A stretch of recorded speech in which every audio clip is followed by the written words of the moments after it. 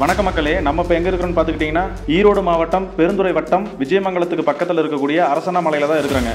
இங்கே சிவபெருமான் அக்னீஸ்வரர் அப்படின்ற பெயரில் வந்துட்டு எழுந்தருளி இருக்கிறாருங்க. இந்த கோயில் வந்துட்டு பார்த்தீங்கன்னா ஒரு சின்ன மலைக்கு மேலே படிக்கட்டு வழியாக ஏறி போகக்கூடிய வகையில் அமைஞ்சிருக்குதுங்க. மேலே இருக்கிற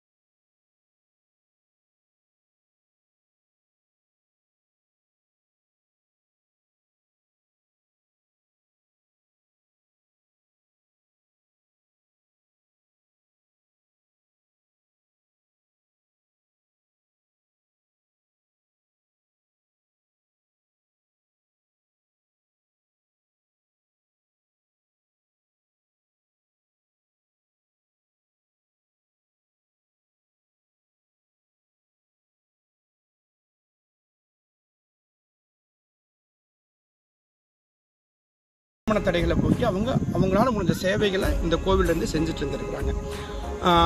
இங்கே இந்த கோயிலில் வரலாறுன்னா, அந்த அம்மா அரசாத்தாங்கிற அந்த பெண் சித்தர் இங்கே வாழ்ந்துட்டு இருந்த பொழுது மலை மேலே பார்த்தீங்கன்னா அந்த அம்மா இருப்பாங்க. நடுவில் கெக்காலன் திட்டுன்னு சொல்லி ஒரு திட்டு சொல்லுவாங்க. இன்றைக்கும் பார்த்தீங்கன்னா அந்த திட்டு இருக்கும்.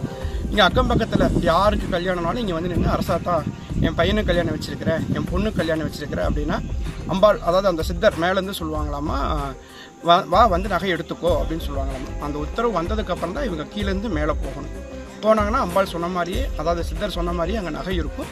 அந்த நகையை எடுத்துகிட்டு போயிட்டு அவங்க திருமணம் நல்லா முடிச்சுக்கலாம். அதுக்கு ஈக்குவலண்ட்டாவோ அது அதே நகையோ ரிட்டன் வந்து அவங்க கொடுக்கணும். ரிட்டன் கொடுக்கும்போது அதே மாதிரி அந்த திட்டு மேலே வந்து நின்றுட்டு, அரசாத்தான் இந்த மாதிரி நகை கொண்டு வந்திருக்கிறேன், எனக்கு வந்து நீ வந்து நகை கொடுக்குறக்கு உத்தரவு கொடுன்னு சொன்னால் அவன் அதே மாதிரி மேலேருந்து வாய்ஸ் கேட்குங்களாமா, இங்கே மாதிரி வந்து வச்சுட்டு போ அப்படின்னு சொல்லுவாங்களாம்மா தாயார். அப்படி உத்தரவு கிடச்சோன்னா இங்கே மேலே போய் நகை வச்சுட்டு சுவாமி தரிசனம் பண்ணிட்டு வரதா ஒரு ஐதீகங்க. இப்படி நடந்துட்டு இருக்கும்பொழுது ஒரு நாள் என்ன பண்ணிட்டாங்க, அரசாத்தாங்க அந்த சித்தர் வந்து ஏதோ ஒரு குழந்தைக்கு பால் கொடுத்துட்டு இருந்திருக்காங்க மலை மேலே. ஒருத்தவங்க வந்து ரிட்டன் கொடுக்கறதுக்கு வந்திருக்கிறாங்க. அப்படி வரும்பொழுது அந்த இங்கிருந்து அரசாத்தான் நகை கொண்டு வந்திருக்க கூப்பிட்டோன்னா அவங்க வந்து பொதுவாக பெண்கள் வந்து குழந்தைக்கு பால் கொடுத்துட்டு இருக்கும்போது பேச மாட்டாங்க. இந்த மாதிரி அரசாத்தாலும் குழந்தைக்கு பால் கொடுத்துட்டு இருக்கோம் பேசக்கூடாதுன்னு அமைதியாக இருந்திருக்காங்க. இவங்க என்ன நினச்சிட்டாங்கன்னா, அரசாத்தா காது கேட்கலையாட்டுக்கு, வயசாகிடுச்சு காது கேட்கல, அதனால் நம்ம மேலே போகலான்ட்டு மேலே போயிருக்காங்க. போய் பார்த்தோன்னா அம்பாள், அதாவது அந்த சித்தர் வந்து குழந்தைக்கு பால் கொடுத்துட்டு இருந்திருக்காங்க. அதை பார்த்து குழந்தைக்கு பால் கொடுத்து முடிச்சோன்னா அம்பாள் சொன்னாங்களாமா, நீ வந்து எனக்கு காது கேட்காது வாய் பேச முடியாதான்னு சொன்னேன், இனிமேல் நான் அப்படியே போயிடுவேன், இந்த இடத்துல நான் இருக்க மாட்டேன்னு சொல்லி மறந்துட்டதா ஒரு செவிவெளி கர்ண பரம்பரை செய்தி உண்டுங்க. இன்றைக்கும் அந்த அரசாத்தாள் பேரில் தான் மலையை சொல்லிட்டாங்க. அரசாத்தாள் அவங்களுடைய திருநாமத்தில் தான் பேர் அரசம்பாள்னு அம்பாள் பேர் வச்சுருக்கோம். உண்மையான அம்பாளுடைய பேர் தர்ம சம்பர்த்தினி. அது கும்பாபிஷேக டைமில் தான் நம்ம வந்து நீ அடுத்ததை பற்றியெல்லாம் பார்க்கணும். இந்த அரசாத்தாள் இப்படி நடந்துட்டு இருக்கிறதுக்கு ஒரு அந்த நகை கொடுத்த ஒரு ஐதீகமாக ஒரு அதை பின்பற்றி இன்றைக்கும் நம்ம மலைக்கு வந்து வேண்டி கல்யாணம் நடக்கிறவங்களுக்கு கோவில் சார்பில் சீர்வரிசை கொடுக்குறோம். சீர்வரிசைனா ரொம்ப பிரம்மாண்டமாக இல்லாமல் சுவாமியோட பிரசாதங்களாக கண்மையு, மஞ்சக்கயிறு, மஞ்சக்கிழங்கு, இது மாதிரி தேங்காய், பழம், பூ இதெல்லாம் வச்சு சுவாமி பிரார்த்தனை பண்ணி அந்த சீர்வரிசை அம்பாள் நகை கொடுத்தாங்க. இன்னைக்கு அது முடியாதுங்கிற பட்சத்தில் என்ன முடியுமோ பொருட்கள், மங்களகரமான பொருட்களை வச்சு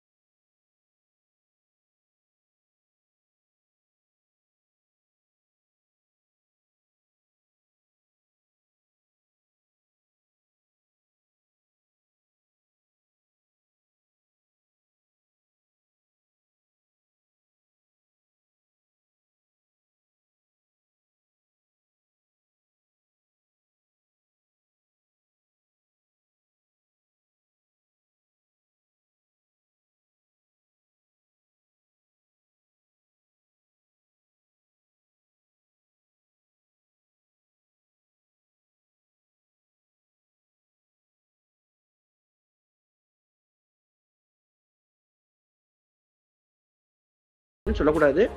சுவாமிக்கு இப்போ அடுத்து நம்ம என்ன பண்ணலான்னு பிளான் இருக்கோம்னா, படிகள் சீரமைச்சிட்டு இருக்கிறோம். இது வந்து எல்லாத்தையும் விட முக்கியமான விஷயம் என்னென்னா, வனத்துறையோட கட்டுப்பாட்டில் இருக்கிற இது வந்து காப்புக்காடு, அதாவது ரிசர்வ்டு ஃபாரஸ்டோடைய கண்ட்ரோலில் தான் நம்ம கோவில் இருக்குது. ஸோ அதனால் ஒவ்வொரு விஷயத்துக்கும் நம்ம ஃபாரஸ்ட் டிபார்ட்மெண்ட்டுக்கிட்ட ப்ராப்பராக பர்மிஷன் வாங்கிட்டு தான் நம்ம வந்து இங்கே எதுவும் செய்ய முடியும். ஸோ அப்படி ப்ராப்பராக பர்மிஷன் வாங்கி படிகளை சீரமைக்கிற பணி நடந்துட்டுருக்குது. கிட்டத்தட்ட ஒரு 80 to 85% படிகள் சீரமைக்கிற வேலை முடிஞ்சது. இன்னும் 10 to 15% இருக்குது. அது பார்க்கணும். அதுக்கப்புறம் இந்த சில்லுமலஞ்ச கோயிலை முழுசாக சின்ன மலை மேலேயும் கட்டணும், பெரிய மலை மேலேயும் கட்டணும். ஸோ இதுதான் திருப்பணி இப்போ அடுத்து பெண்டிங் இருக்குது. இதுக்கு ஆரம்பமும் வசதியும் உள்ள நண்பர்கள் தங்களது காணிக்கையில் முறையாக அக்கௌண்ட்டை செலுத்தி ரசீது பெற்றுக்கொள்ளுமாறு கேட்டுக்கொள்கிறோம். இதில் வந்து உங்களுக்கு என்னென்ன அக்கௌண்ட் டீட்டெயில்ஸு, எந்த நம்பருக்கு கம்யூனிகேட் பண்ண எல்லாமே சேனல் டிஸ்கிரிப்ஷனில் கொடுத்துட்றோம். தயவு செஞ்சு நீங்கள் ஒரு முறை நேரில் வாங்க, வந்து சுவாமி தரிசனம் பண்ணுங்க. அப்புறம் அந்த அனுபவத்தை நீங்களே உணர்வீங்க. நாங்கள் எதுவும் சொல்ல வேண்டிய அவசியம் இல்லை. இங்கே பிரத்யட்சமாக எழுந்தருள் இருக்கார். நிறைய பேருக்கு வேண்டிய வரத்தை கொடுத்து சுவாமி அனுகிரகம் பண்ணிட்டு இருக்கார். ஸோ வர வேண்டியது நீங்கள் வாங்க, வந்துட்டு உங்கள் மனசுக்கு என்ன தோணுதோ அதை சுவாமிக்கு செய்யுங்க. இப்போது பாலாலயம் பண்ணியிருக்கனால உற்சவமூர்த்திக்கு மட்டும் அபிஷேகம் மாதத்தில் ஒரு முறை தமிழ் மாதம் முதல் ஞாயிற்றுக்கிழமை அன்னைக்கு காலையில் 9:30 மணி 10 மணி சுமார் தொடங்கணும்னா 12 மணிக்கு மகா தீபாரதனை பூர்த்தியாகுது. மற்ற ஞாயிற்றுக்கிழமைகளில் காலையில் 8 மணிக்கு ஒரு தீபாரதனை, 12 மணிக்கு ஒரு மகா தீபாரதனை நடக்குங்க. எல்லாரும் வாங்க, அக்னீஸ்வரர் அருள் பெறுக. ஓகே மக்களே, இந்த கோயிலோட ஹிஸ்ட்ரி எல்லாத்தையுமே நீங்கள் கேட்டிருப்பீங்கன்னு நினைக்கிறேன். இந்த கோயிலோட எக்ஸாக்ட் லொக்கேஷன் வந்து நான் கீழே டிஸ்கிரிப்ஷனில் கொடுக்குறேங்க. அப்படியே இந்த கோயில் அர்ச்சகரனுடைய நம்பரும் அவருடைய அக்கௌண்ட் டீட்டெயில்ஸும் நான் கொடுக்குறேங்க. ஒரு டைம் நேரில் போயிட்டு விசிட் பண்ணிவிட்டு அவங்களோட பேசிவிட்டு நீங்கள் ஏதாவது ஸ்பான்சர் பண்ணுற மாதிரினா பண்ணுங்கள்.